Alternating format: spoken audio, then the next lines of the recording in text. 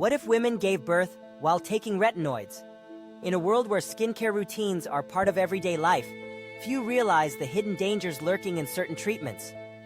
Retinoids, powerful derivatives of vitamin A, are widely used to reduce acne, wrinkles, and pigmentation.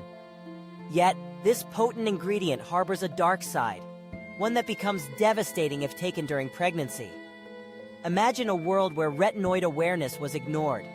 What if thousands of women unknowingly continued using retinoids while carrying their unborn children? The consequences would unfold with tragic consequences. Retinoids, when applied to the skin or taken orally in medications like isotretinoin, commonly prescribed for severe acne, drastically affect cell growth. This makes them remarkably effective for skin renewal, but also dangerous for developing embryos.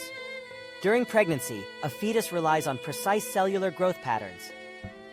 Retinoids disrupt these patterns by interfering with RA signaling pathways, a critical system that guides proper development in organs, limbs, and the nervous system.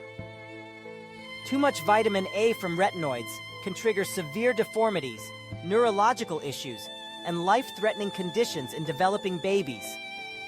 In this alternate world, imagine retinoids being widely available over the counter with little regulation.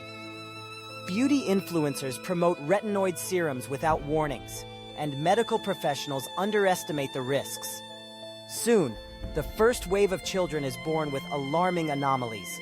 Hospitals would see a surge of cases where babies are born with severe cranial deformities. Some children would suffer from microcephaly, where their skulls are abnormally small, causing severe developmental delays.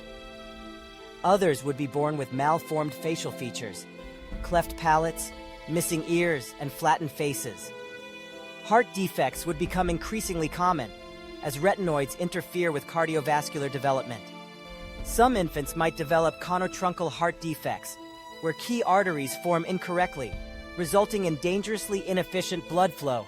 Many would require immediate surgery, while others might never survive infancy.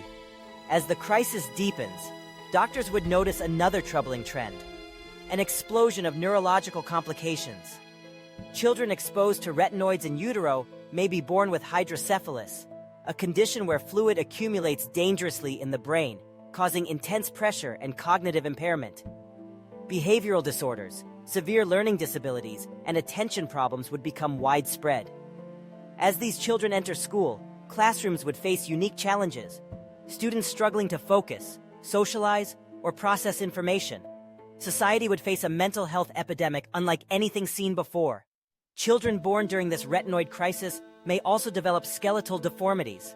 Arms or legs might be unusually short or twisted. Some children might be born with fused joints or missing bones entirely. Their mobility would be severely limited, requiring prosthetics or assistive devices to walk. Orthopedic surgeons would see an influx of complex cases, as thousands of families struggled to give their children mobility and independence. Hospitals would be overwhelmed. Neonatal intensive care units, NICUs, would overflow with premature infants fighting for survival. Specialists in cardiology, orthopedics, and neurology would become vital as they work to mitigate the damage. Meanwhile, parents would face emotional and financial devastation. Insurance systems would buckle under the rising demand for intensive treatments, surgeries, and ongoing therapies. For many families, life would become a constant battle to ensure their child's survival. As awareness of the retinoid crisis spreads, investigative journalists would uncover a troubling truth. The skincare industry knew the risks, but failed to warn consumers properly. Pharmaceutical companies that promoted oral retinoids as acne cures would face legal battles. A wave of lawsuits would sweep across the industry, with grieving families demanding justice. Doctors, dermatologists, and influencers would face criticism for ignoring warning labels, and governments would rush to impose strict regulations. But for thousands of families, the damage had already been done. In response to the crisis, researchers would develop innovative solutions. Bioengineers would pioneer new therapies designed to repair developmental damage caused by retinoid exposure. Stem cell treatments might offer hope for regenerating damaged neural pathways, while gene therapies could correct heart defects before birth. Some scientists might attempt to create a synthetic, safer alternative to retinoids, one that offers powerful skin benefits without risking birth defects. Skincare companies would be forced to adopt these innovations to regain public trust. Children born during the retinoid crisis would grow up facing unique challenges. Some would thrive against the odds, while others would require lifelong care. Special education systems would adapt to support children with cognitive and behavioral challenges. Advances in prosthetics and medical implants would allow some children to live independently despite their physical limitations.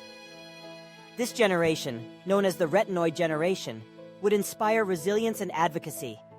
Activist groups would form to raise awareness of teratogens, ensuring future pregnancies are protected from harmful chemicals. In time, the world would learn from this tragedy.